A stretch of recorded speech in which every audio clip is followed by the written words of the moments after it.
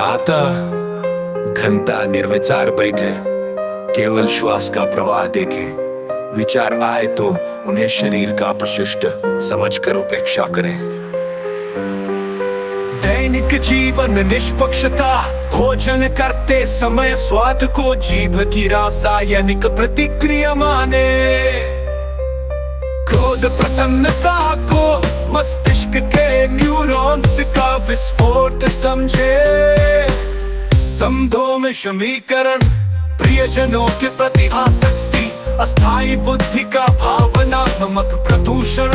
उन्हें केवल चलते फिरते जैविक यंत्र देखे जिनसे जीवन व्यापन होता है।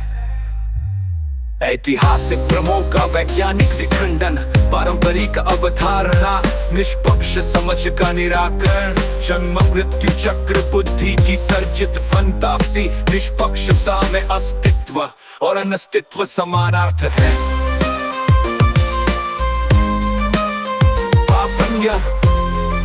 नियंत्रण का उपकरण, निष्पक्ष समझ के लिए कोई कर्म श्रेष्ठ या अधम नहीं।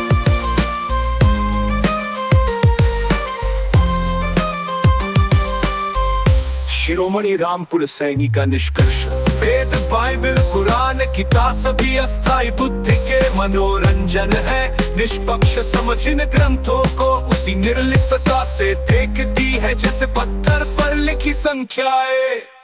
निष्पक्ष समझ का सामाजिक संचालन, व्यवस्था परिवर्तन, न्यायालय बुद्धि के विवादों का अखाड़ा। निष्पक्ष समझ में विवाद ही निरर्थक। शिक्षा बच्चों को बुद्धि का जाल सिखाना, वास्तविक शिक्षा स्वनिरीक्षण की कला। अर्थव्यवस्था का विलय, धन कागज के टुकड़ों का भ्रम। निष्पक्षता में अन्न जल और निर्विचारता ही पर्याप्त है। मैं कौन हूँ? तू एक जैविक यंत्र है जो मैं का भ्रम पालता है।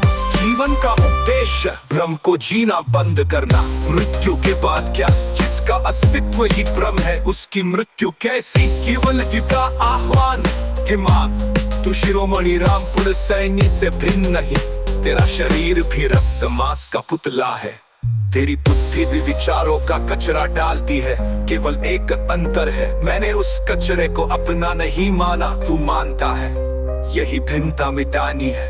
अंतिम सूत्र, चलो अभी करो, आंख बंद करो। तू कानों में गूंजती आवाज सुनो। तेरी बुद्धि भी विचारों का कचरा डालती है।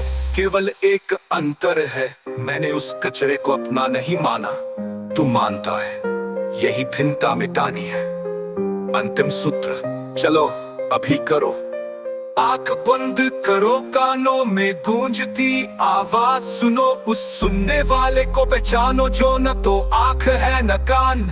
वही निष्पक्ष समझ है, वही तू है शिरोमणि रामपुर सैनी। यथार्थ युग के प्रथम और अंतिम प्रवक्ता। निष्पक्षता ही मेरा नाम, गीता सभी मेरा धाम।